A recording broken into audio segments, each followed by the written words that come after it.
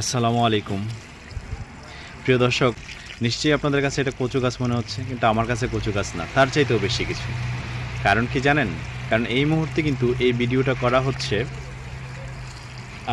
Cypress থেকে। তো এই যে কচু গাছগুলা সাইপ্রাসে কিন্তু অনেক রেয়ার। এটা নিয়ে আসা হয়েছে বাংলাদেশ থেকে। আর আমার বাবা অনেক যত্ন করে খুব সুন্দর করে কচু গাছগুলো কেটে মাটি চাটি ঝাড়াই করে শুধুমাত্র গোড়াটা এবং খুব সুন্দর করে এমনভাবে দিয়েছে, মানে দেখলেই আপনার পছন্দ হবে।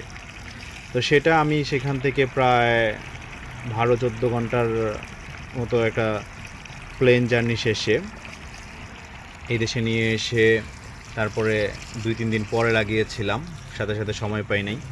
তো গাছগুলো মোটামুটি বেশ পাতা, কোনোটার 2টা পাতা হয়ে গেছে, কোনোটার একটা পাতা মেলেছে।